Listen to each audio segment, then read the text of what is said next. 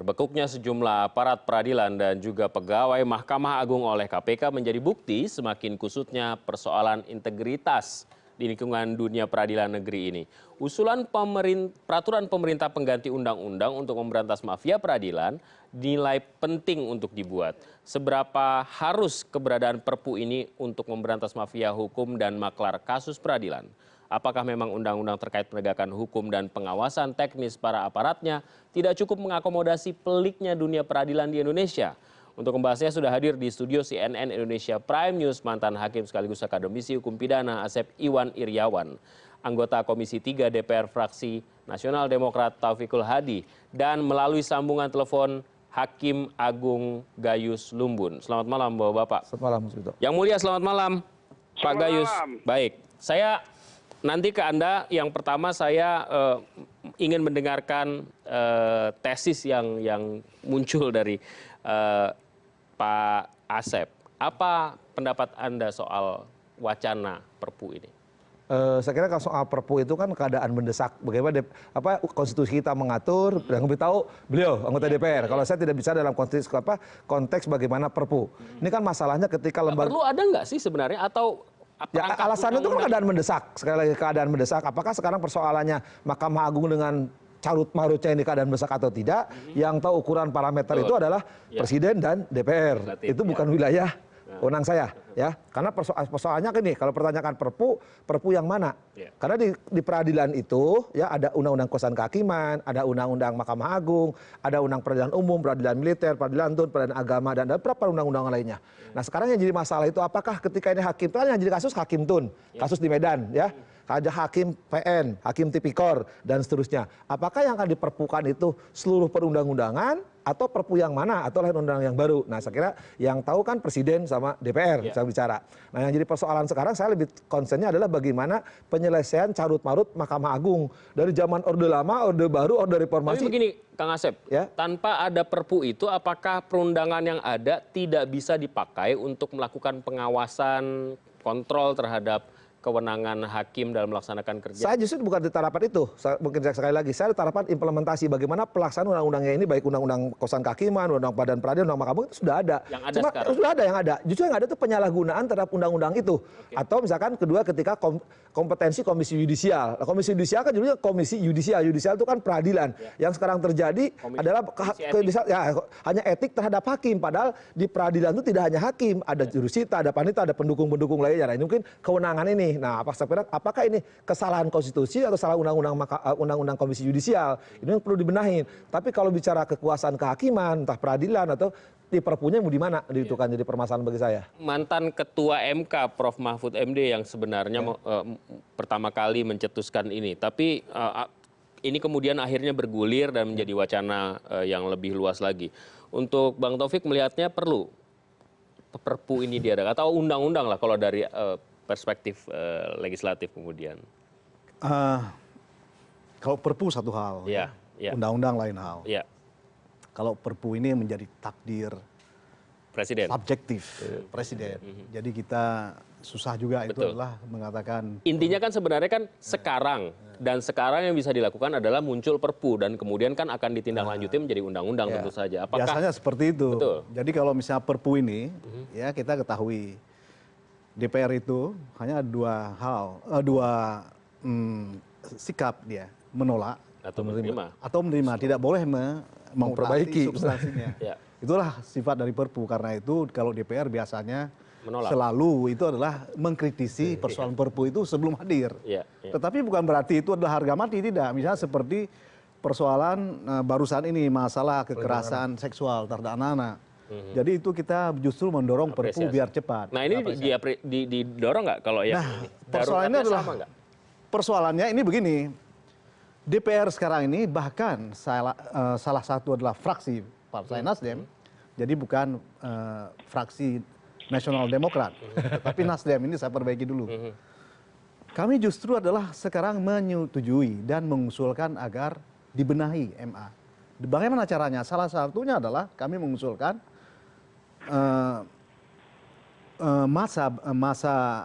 tugas jabatan dari Hakim Agung itu adalah diatur secara periodik. Jadi 5 tahun sekali harus dipilih kembali. Dalam bentuk apa itu? itu adalah sekarang ini kan kita bahas RUU tentang jabatan hakim. Jadi itu sedang ada dan kemudian menjadi prioritas sekarang di prolegnas. Targetnya kapan tuh? Yang ada aja kan sekarang susah untuk jadinya. Memang itu adalah problem, itu satu hal lagi. Problem Anda itu. Makanya saya bilang, yang kita prihatin melihatnya. RUU ini kan lagi diperbaiki semua. Undang Kekuasaan Kehakiman, Undang Mahkamah Agung, RUU Jabatan Hakim ya daripada Perpu. Ini aja dipercepetin semuanya mengatur persoalan. Nah, ini kalau saya ketahui sekarang ini adalah sudah ada di Balik dan harmonisasi. Oke. Jadi ini adalah Jadi ada upaya. preferensi fraksi Nasdem bukan Nasional Demokrat adalah untuk menunggu saja proses ini berjalan. Perpu nanti aja. Intinya Kalau begitu. begini, kalau Perpu ini begini, kita Ya enggak, jawabannya iya atau tidak. jangan begitu. Saya mau lempar ke Kayak Pak Perpu Gayus ya atau nih. tidak? Kayak Perpu tidak ya tidak. Begini saya jelaskan Enggak, ini sedikit. politis banget, lama durasinya. Iya atau tidak? Memang ya dan tidak, kalau misalnya persoalan kita diskusikan ya dan tidak kan jadi panjang juga. Lebih baik saya jawab sedikit. Iya. Begini, apabila kemudian KPK itu adalah membuktikan dan menemukan adanya itu adalah judiciary corruption. Ya tidak ada masalahnya kalau memang itu dilemparkan Perpu. Tetapi sekarang kan kita lihat dulu, kita tunggu. Jadi tidak menutup segala kemungkinan apa yang terjadi di dalam kalau itu adalah di dalam konteks politik, apapun bisa terjadi Ya, gitu. walaupun KPK sebenarnya ya nggak pernah bisa membatalkan penyidikan dan penyelidikan, ya kan kita udah tahu. Tidak, maksudnya itu adalah misalnya yang menyangkut dengan Sekma sekarang ini, salah satunya. Kalau itu adalah memang... Sekretaris MA kan belum apa-apa, ini kan masih saksi kan. Ya kalau memang seperti itu, jangan kita terburu-buru dulu kepada Perpu. Ah gitu dong, berarti belum setuju berarti. Prof Gayus, yang mulia selamat malam. Dari MA sendiri Termati perbincangan tadi. Bagaimana? Selamat malam Kang Asep. Selamat malam Prof Gayus. Dan semuanya. Ya. Kalau berbicara Perpu, kita tidak bicara undang-undang yang banyak itu. Undang-undang itu kan mengatur dalam keadaan normal. Ya. Dalam keadaan abnormal, dalam keadaan situasi genting, itulah peran Perpu. Jadi tolong dipahami dengan baik-baik esensi Perpu itu apa. Kemudian baru kita bisa menentukan. Memang DPR yang menyetujui atau menolak, tidak boleh mencampuri, menolak saja atau menerima. Itu peran DPR. Tetapi kalau misalnya apa itu Perpu, kan sudah banyak undang-undang, ya undang-undang tadi itu saya katakan. Dalam keadaan tertentu, Perpu itu ditunggu, diharapkan untuk bisa mengatasi kemelut yang terjadi. Bahkan sampai ini turbulensi. Kenapa turbulensi? Padahal terjadi telah berulang-ulang lama sekali. Ini terjadi di kokpit sekarang ini, di Mahkamah Agung. Itu puncak dari semua kegiatan dalam keadaan situasi goncangan-goncangan yang hebat. Jadi Perpu itu saya pengusulnya lebih dahulu sebagai orang dalam, kemudian yang lain memberi dukungan, menganggap perlu memang dunia peradilan ini dalam situasi carut-marut yang seperti ini, bahkan mengait kepada puncak dari lembaga peradilan yang bernama Mahkamah Agung, artinya sampai ke kokpit ini goncangan ini. Padahal kokpit itu satu tempat yang satu daerah yang dilindungi betul itu supaya bisa para pemimpin penerbangan itu bisa mengendalikan situasi goncangan-goncangan tadi. Itu yang pertama saya kemukakan. Pantesan kapal udah sering oleng ya, antara Prof Perpu ya? dengan undang-undang lainnya, yang ini genting, yang lainnya itu normal. Itu dulu jawaban saya. Sekarang kita ini dulu deh, petakan dulu, dudukan perkaranya dulu. Pak Gayus melihat bahwa ini kondisinya sudah tidak bisa ditawar-tawar lagi, sudah genting. Bahkan tidak begitu. Kegentingan itu tidak seperti orang terus kepedasan cabai begitu. Ini tentu memberi kesempatan, bisakah pimpinan MA itu mengatasi sendiri? Bisakah pilot ini mengatasi dulu? Kalau tidak bisa, mau tidak mau kita minta kepada kepala negara. Status presiden bukan kepala pemerintahan lagi dalam hal ini. Kepala negara yang keadaannya di antara kekuasaan kehakiman terjadi goncangan luar biasa. Tapi ini kan pilotnya tidak bisa diselesaikan. Tapi Prof Gayus yang mengusulkan agar Perpu dikeluarkan. Ya, berarti kan mengusulkan agar ada pertimbangan kewenangan presiden dalam hal ini untuk melihat apakah ini perlu dibuat satu Perpu sifatnya pada hal tertentu. Saya mengusulkan agar Perpu itu ditujukan pada pemenahan saja. Pemenahan di mana? Pemenahan di puncak organisasi MA, yaitu di pimpinan-pimpinan MA. Pertama di tingkat MA itu pimpinan semua dirombak, dievaluasi. Karena pemimpinlah yang paling bertanggung jawab dengan terjadi sesuatu ini. Kemudian pimpinan ketua dan wakil ketua di tiap-tiap pengadilan tinggi, ada 30 kita di Indonesia ini. Lalu semua pimpinan di semua pengadilan tingkat pertama atau PN yang jumlahnya 352 di kabupaten dan kota. Oleh karena itu, kalau ini dirombak, bisa terjadi bahwa pemimpin ini bisa mengendalikan masing-masingnya dipimpin. PT, WKPT kepada daerahnya, PN, WKPN di daerahnya juga. Mahkamah Agung ketua dan 2 wakil ketua juga bertanggung jawab untuk memimpin seluruh jajaran yang ditanggung jawabnya. Ini yang saya usulkan agar ada pembenahan pada organisasi MA di tiap-tiap tingkatan pimpinan jajaran Mahkamah Agung sampai ke PN dan PT. Dan itu sekarang? Sekarang? Harus dilakukan sekarang dengan menggunakan Perpu? Ya, begitu kalau pimpinan segera bisa mengatasi. Kenapa saya usul begitu? Karena ada indikasi kuat cara pengangkatan hakim ketua-ketua pimpinan tadi di PN dan PT tidak sesuai ketentuan. Buktinya apa? Buktinya tertangkap tangannya seorang ketua PN di daerah mana itu Bengkulu. Tepatnya di PN Kepahyang itu ternyata ketua PN-nya itu yang melakukan tindakan salah di pengadilan negeri Bengkulu. Jadi ini 2 tempat sebenarnya karena daerahnya besar, sementara pengadilan tipikor hanya ada di Bengkulu. Ketua Kepahyang itu bertugas di Bengkulu, di PN Bengkulu dan dibantu oleh 2 hakim tipikor. Padahal yang data yang ada, ketua ini atau sebutnya namanya Jener Purba ini sudah diputuskan di TPM, yaitu tim promosi mutasi akan dipindahkan ke pengadilan lebih besar lagi, yaitu PN Kisaran di Sumatera Utara. Ini menunjukkan bahwa TPM bekerja tidak maksimal. Yang bersangkutan juga 6 kali diadukan ke KY atas perilaku juga tidak sampai tembus perhatian ini kepada TPM.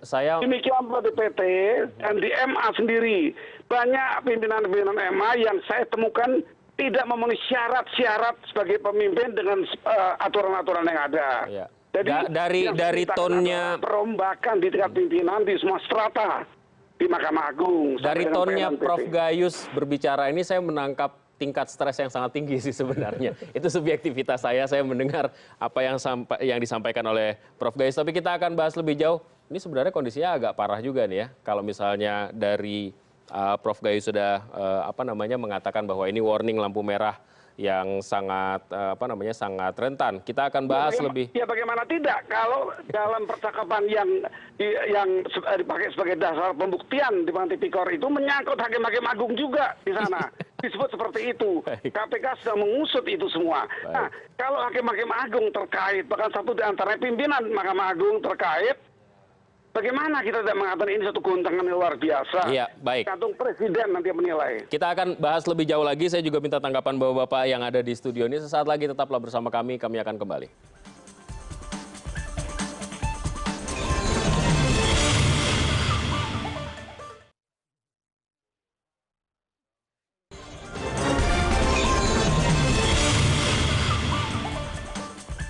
Baik, kita lanjutkan. Sekali lagi ini kita bicara upaya untuk pembenahan dan perbaikan wajah peradilan kita yang sekarang itu dalam titik nadir sesungguhnya. Prof. Gayus sudah dalam posisi sepaneng saya mendengar tadi. Sangat stres. Bagaimana, Kang Asep? Substansinya saya sangat setuju dengan Prof. Gayus. Kita tahun 2000 hakim-hakim muda dengan hakim progresif. Sehingga adakan Munas di Bandung dibuka oleh Gus Dur Presiden waktu itu. Itu catatan sendiri. Nah kalau misalkan lihat pernyataan Prof. Gayus kali ini mungkin saya agak berbeda dengan Prof. Gayus. Ya. Satu, kalau sekarang kejadiannya adalah di Mahkamah Agung dianggap kepemimpinan tidak ada, misalkan calon pimpinan, sudah barang itu di perpunya Perpu Mahkamah Agung. Seperti mungkin Hakim Agung akan protes loh. Yang persoalan bukan Hakim Agung, persoalan ya di bawah Mahkamah Agung nggak jadi masalah. Kenapa? Apakah yang jadi masalah Hakim Agung misalkan kedua? Kedua yang sekarang sering terjadian itu hakim-hakim di tingkat bawah kan, baik di peradilan umum maupun di peradilan tun. Berarti hakim di peradilan itu yang harus perpunya diganti. Cuman persoalannya kan ketika peradilan umum, undang-undang peradilan umum, nggak bisa digebiah-uyah dalam satu undang-undang. Ya, saya kira undang-undang, apakah nanti presiden melihat kan, apakah berwenang untuk mengatur itu? Sekali lagi saya kata-kata, kalau memang presiden punya kewenangan itu dan memang Mahkamah Agung harus diatur sekaligus, peradilan harus diatur sekaligus, disatuin semua, apa mungkin? Karena pasal-pasalnya begitu banyak, undang peradilan umum juga banyak, Mahkamah Agung banyak, Kuasa Hakim banyak. Jadi sekarang, tapi kalau lihat pernyataan Prof. Gayus tadi, soalnya kan di Mahkamah Agung kan, nah saya khawatir Mahkamah Agung akan resisten kan. Kata Ketua Mahkamah Agung, bukan saya yang terlibat, kenapa saya yang diperpukan? Nah itu jadi masalah takutnya itu kan, kita memang harus dibuka kejadian. Tapi sekali lagi, bahwa Mahkamah Agung harus tidak hanya direformasi, itu juga direvolusi Mahkamah Agung itu saya kata. Bahkan dulu kan teman-teman saya mengatakan, diganti hakimnya dari luar, diekspor, impor katanya kan. Itu sempat kita punya ide, tahun 2000 loh itu pernah kita katakan, saya bilang. Maka saya ingat dengan Prof. Gayus, waktu Gayus menjadi Hakim Agung, Pak Gayus kayak begini, betul kan? Kejadiannya di TV yang lamanya Vito kan. Nah, itu jadi sekarang saya setuju tuh. Cuman tadi di Perpu ini sekali lagi, bagaimana tahapannya presiden merangkum seluruh undang-undangan, merubah Mahkamah Agung jadi dalam tanda petik kan, bagaimana yang berkeadilan, berkeadaban itu terjadi. Nah, yang mengerti kan DPR sama presiden soal itu. Gimana DPR? Jadi saya sepakat bahwasanya ini ada kekhawatiran yang sangat luar biasa terhadap sistem peradilan kita sekarang ini. Ya. Jadi tingkat kepercayaan masyarakat, menurut saya seperti yang disampaikan oleh Profesor Gayus tadi adalah sudah pada titik nadir. Ya. Nah itu adalah persoalannya, spiritnya. Jadi dia ini adalah berteriak terhadap hal tersebut. Nah persoalannya apakah itu adalah Perpu atau tidak kita mengurus persoalan ini. Menurut kita, menurut saya, Perpu itu bukan sesuatu yang harus kita tolak. Kalau memang itu harus pada saatnya, kita akan terima. Tetapi kalau sekarang ini apakah tidak ada sesuatu jalan lain untuk membenahi tersebut? Kalau menurut optimisme kita ini adalah ada. Yang sedang kita bahas sekarang ini adalah ada RUU tentang jabatan hakim. Kita akan atur di sana. Karena sekarang ini seorang hakim agung itu harus sampai pensiun. Ya. Nanti karena ini adalah menyangkut dengan tanggung jawab, itu harus kita tinjau. Bagaimana meninjaunya? Setiap 5 tahun dia harus dipilih kembali.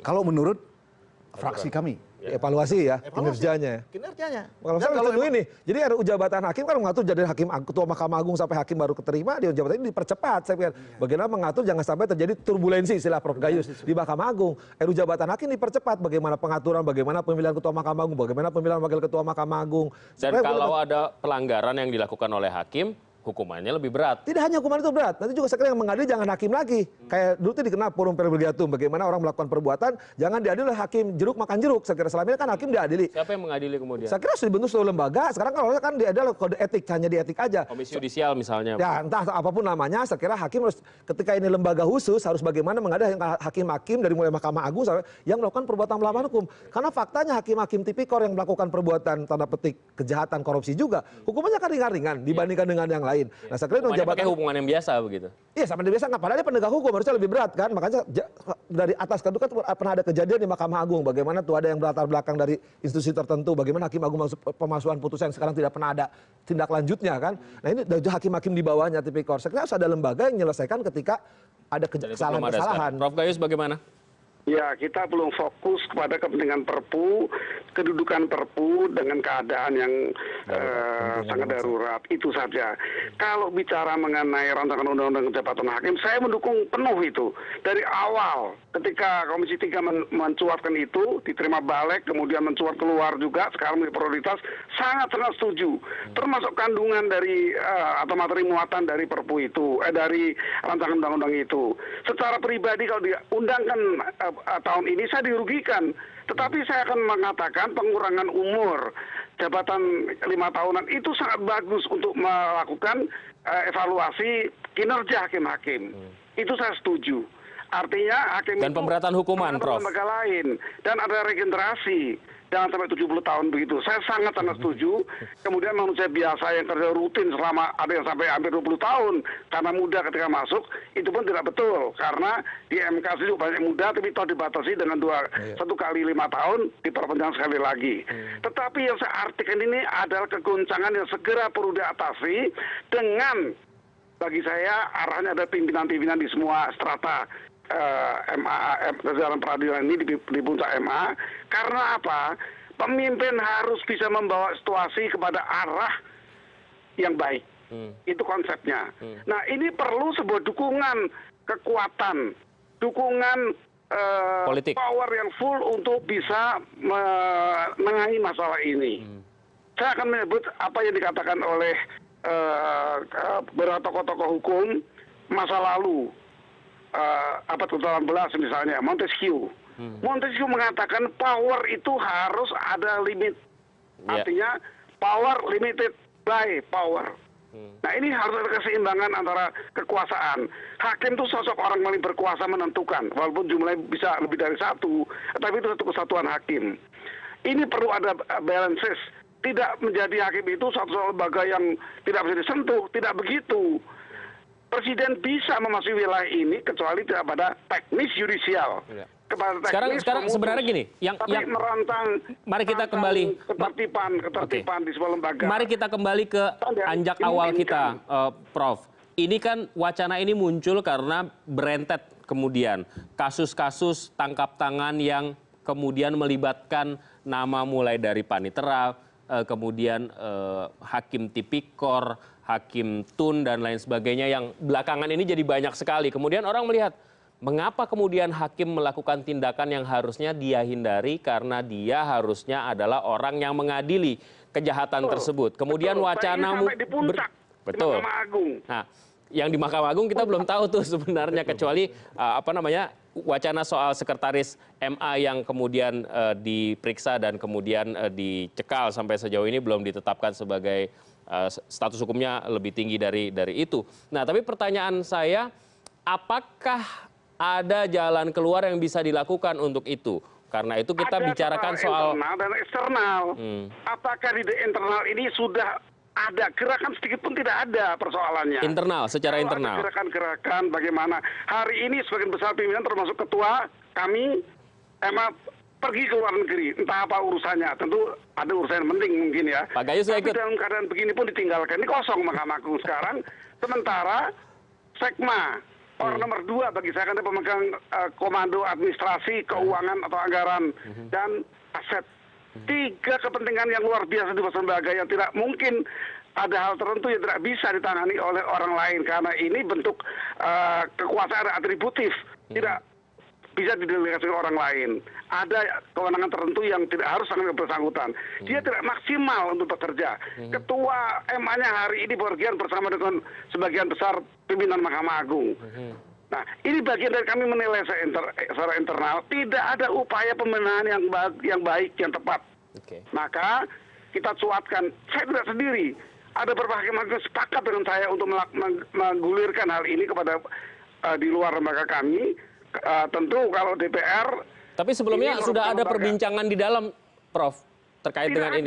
Belum ada lah. Kalau belum tidak ada mungkin nanti akan ada. Saya contoh 1-2 hari pun sudah tidak ada orang di Mahkamah Agung, pimpinan maupun sekma sendiri. Ini keprihatinan kami untuk mereka lembaga ini. Oleh karena itu, Perpu memang bukan satu-satunya jalan keluar yang baik.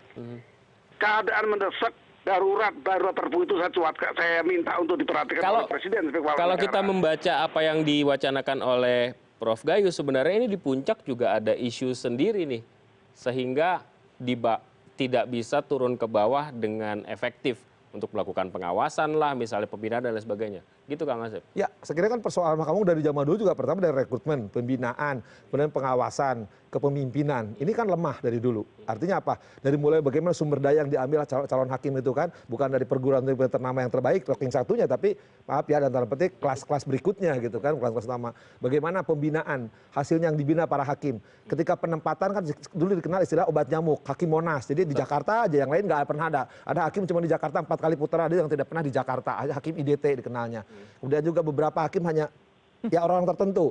Kemudian juga pengawasan. Harusnya ketika hakim-hakim kasus Kepayang udah sekian kali memutus bebas, dalam arti bukan tidak boleh, tapi dapat laporan harusnya kan dipesantrenkan atau sekolahin lagi ya biar dia memahami hukum. Ya kan enggak. Beberapa hakim bermasalah dia mendapat posisi penting. Artinya ketika pembinaan bicara promosi, mutasi, demosi dan degradasi yang tidak Apakah ini karena memang tidak ada lembaga yang mengawasi dengan sangat serius? Artinya ya, sekarang di Mahkamah Agung sekarang kan ada ketua ada pengawasan, malah ada tua ada pembinaan dan tua pengawasan. Apakah tua ada pembinaan pengawasan ini kompak atau tidak? Jangan-jangan udah dibina nggak diawasi, atau diawasi nggak dibina. Itu kan jadi masalah. yang di luar MA maksud saya. Ya. Di luar MA ada macam kita LSM, kita pengamat, kita semua itu kan kita ada eksaminasi, banyak sekali sekarang yang dilakukan. Cuma masalahnya tidak pernah ada perhatian dari pimpinan MA. Dulu. Sebentar, satu. Apa sama dengan pengawasan tempat lain? Berbeda tentunya.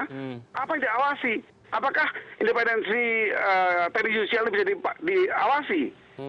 Tidak bisa. Jadi bagi saya, ingin saya katakan, penempatan tadi Kang Asep menyebut rekrutmen, itu penting. Nah, setelah rekrutmen, apa penempatan pimpinan-pimpinan PN ini? Itu yang menjadikan saya menggagas evaluasi semua pimpinan di semua strata. Bagaimana ketika TPM itu memilih ketua-ketua pengadilan dan wakilnya? Bagaimana TPM memilih wakil dan ketua PT? Termasuk bagaimana Hakim-Hakim Agung memilih pimpinan di Mahkamah Agung. Ini dievaluasi apakah hanya pertemanan atau ada oligarki S3. di situ, apakah ada nepotisme di situ. S3 itu apa? Saji, Sowan. Siapa yang berhak mengevaluasi? Perpu itu presiden menginstruksikan membentuk tim untuk mengevaluasi semua pimpinan strata yang ada apakah telah dipilih sesuai dua hal. Yang pertama aturan yang menentukan termasuk undang-undang. Kedua track record. Tadi saya menyebut track record ini yang tertangkap Jener Purba ini ternyata buruk. Kok bisa dia terpilih sebagai hakim di sana? Kok malah dipromosi lagi dengan SK sekarang dibatalkan? Nah, Pak Gayus, sebentar Pak Gayus, saya potong. Pak Gayus, sistem penempatan orang ini ada hal yang kurang beres. Saya bereskan. Siapa yang bisa membereskan? Tidak ada kekuatan lain yang bisa masuk. Selain presiden. Kecuali presiden sebagai kepala negara. Ada pertanyaan Prof Gayus. Oleh Perpu. Itu maksud saya bahwa agar dipahami. Perpu itu aturan yang mendesak dalam keadaan situasi seperti ini. Bukan aturan yang Bapak bilang tadi semua. Undang MA, kuasa kehakiman itu bukan. Itu keadaan normal. Diatur dengan itu. Undang-undang hakim itu kan normal. Diatur dengan itu. Ya, Prof Gayus, sebentar. Pak Taufikul Hadi ingin bertanya. Apa yang ingin ditanya, Bang Taufik? Apa yang diatur oleh Perpu ini? Judulnya lah misalkan. Judulnya, materi, silakan langsung aja. Pak Prof Gayus, mendengar ya? Iya. Jadi Prof, apa kira-kira yang akan diatur? Judulnya itu apa tentang oleh Perpu ini? Agar Perpu ini mengatur mengenai pembenahan organisasi MA. Kemudian subjudul atau mungkin nanti pertimbangan dan hal berkaitan adalah mengenai mengevaluasi pimpinan telah dipilih kejajaran strata di bawahnya itu kemudian dievaluasi, itu intinya. Apa berarti tentang struktur mahkamah kehakiman. Kalau kinerja sudah diatur dengan baik, Kang Asep sudah menyebut beberapa undang-undang, itu kinerja. Struktur bukan tidak ada undang-undangnya, tetapi ini keadaan darurat yang ditemukan. Ternyata yang dipilih oleh TPM, tim promosi dan mutasi itu tidak sesuai kriteria, bahkan melanggar undang-undang. Saya bisa kemukakan undang-undang apa dilanggar, yaitu undang-undang tentang syarat-syarat Hakim Agung. Itu dilanggar. Apakah orang seperti ini bisa diangkat pimpinan? Ternyata berapa orang dari pemimpin hari ini? Menurut Bang Taufik gimana? Orang itu. Jadi kalau itu adalah berkenaan dengan struktur. Dua hal. Yang pertama syarat-syarat pimpinan di MA dan di semua bawah, strata di bawah. Kedua, track record. Apakah pembina sudah cukup mempunyai kemampuan tahu apa yang dibina di peradilan atau dia perlu dibina? Pengawas, apakah dia justru perlu diawasi juga? Semua merupakan dua syarat tadi. Ini tanggapan berbeda dari Bang Taufik nih, tapi nanti dijawabnya. Tolong diingat nanti kita break dulu baru nanti ada jawab. Kami akan kembali sesaat lagi, tetaplah bersama kami di CNN Indonesia Prime News.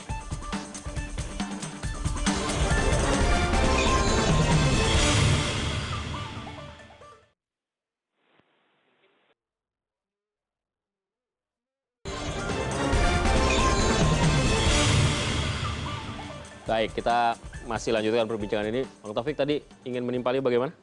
Jadi begini, kalau yang mengatur dengan Mahkamah Agung, kalau yang mengatur tentang wewenang dari Mahkamah Agung itu ada undang-undang nomor 14 tahun 85 3 2009. Itu undang-undang tentang Mahkamah Agung.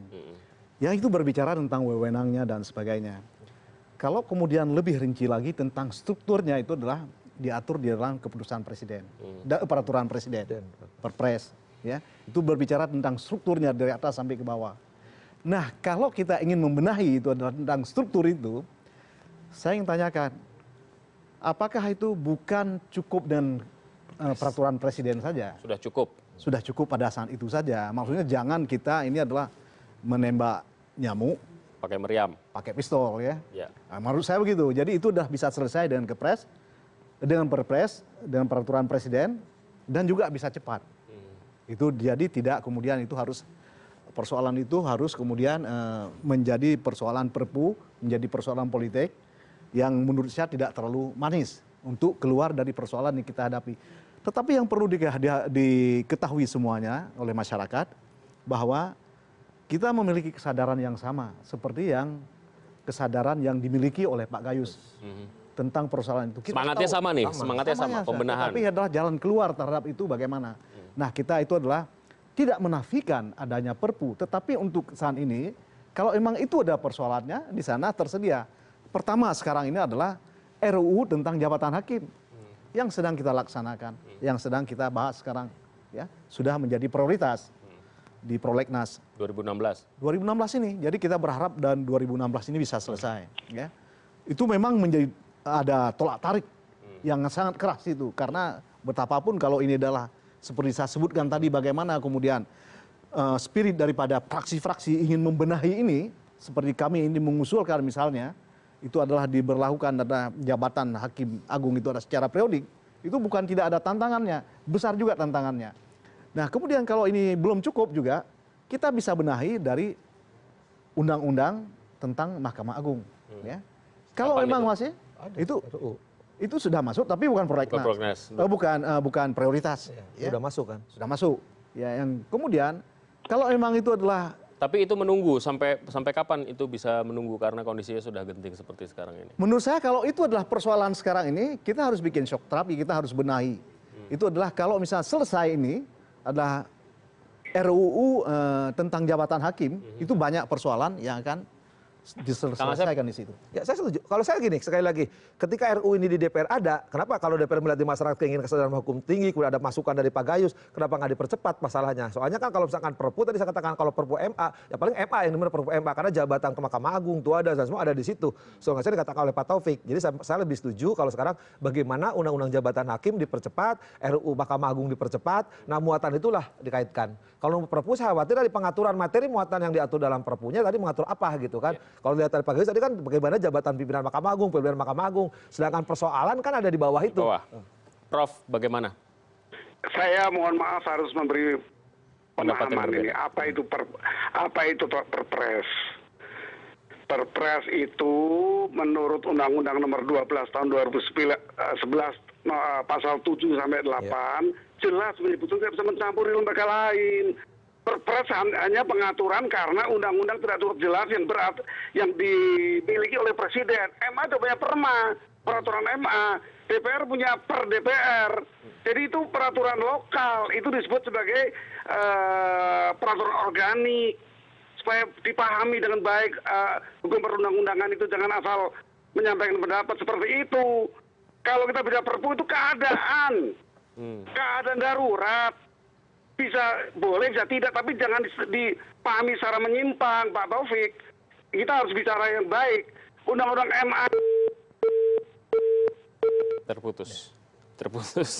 Oke, sayang sekali. Kita masih menunggu apakah masih bisa disambungkan kembali. Jadi begini, yang paling diketahui dulu, bukan kita tidak mengetahui tentang situasi. Kalau kita berbicara tentang undang-undang yang kita bahas itu adalah tentang sebuah situasi yang mendesak. Karena itu kita prioritaskan persoalan ini. Bagaimana kita tidak menanggapi persoalan itu dalam konteks situasi kekinian? Tentu saja itu ada kesadaran kita. Tetapi problemnya adalah kita tidak melihat nanti, ya kan? Karena akan dipertanyakan oleh masyarakat. situasi sekarang ini adalah ada kegentingan mendesak tidak? Karena Kalau tidak itu hakim-hakimnya adalah korup. menjadi nanti adalah nil and void. Jadi adalah batal demi hukum. Jadi itu nanti tanda tangan presiden itu menjadi sia-sia saja. Ya itulah yang kita jaga tentang persoalan itu. Jadi jangan dulu kita masuk ke sana. Maksudnya kalau misalnya ada sejumlah kanal lain yang tersedia di sana. Kita menganggap bahwa ada sejumlah koridor lain bisa ya kita masuki ke sana untuk menyelesaikan persoalan ini. Bukan kita tidak paham dengan persoalan situasi itu. Ya, jadi jangan salah. Ya, kasih pisah sekali Mas Sito. Jabatan, wewenang, tugas, Undang-Undang Mahkamah Agung mengatur. Tapi struktur organisasi tidak ada di Undang-Undang Mahkamah Agung. Jadi pisah. Nah, kemudian Undang-Undang 11-12 yang katakan Pak Garis itu mengatur hierarki perundang-undangan. Apa yang diatur di materi muatan undang-undang, seperti Undang-Undang Mahkamah Agung mengandung Ketua Mahkamah Agung, Wakil Ketua Mahkamah Agung, itu ada. Nah sekarang Perpres tadi mengatur status macam struktur organisasi. So, organisasi sekarang tuh adanya di situ di penetapan presiden gitu ada. Jadi kalau sekarang yang dibicarakan mau kita akan gentingan memaksa apakah bicara struktur, apa bicara jabatan atau pemilihan pimpinan. Baik. Nah ketika memang kita setuju dengan Perpu kan setingkat undang-undang kan. Nah sekarang materinya materi undang-undang. Nah kalau kita sepakat bagaimana pemilihan Ketua Mahkamah Agung, Wakil Ketua Mahkamah Agung, pimpinan Mahkamah Agung tidak memberikan solid toladan pemilihan di atas atau penempatan pimpinan-pimpinan tidak jelas. Saya pikir Undang-Undang Mahkamah Agung atau di Undang-Undang Jabatan Hakim sudah diatur kan. Baik, Bapak-Bapak terima kasih atas waktunya. Tentu saja pembahasan ini tidak bisa satu sekali duduk kita selesaikan begitu ya. Mungkin akan ada pembahasan lebih lanjut dan sekali lagi Perpu ini masih menjadi wacana yang akan kita pantau terus. Yang jelas DPR kayaknya nggak setuju kalau ada Perpu itu ya.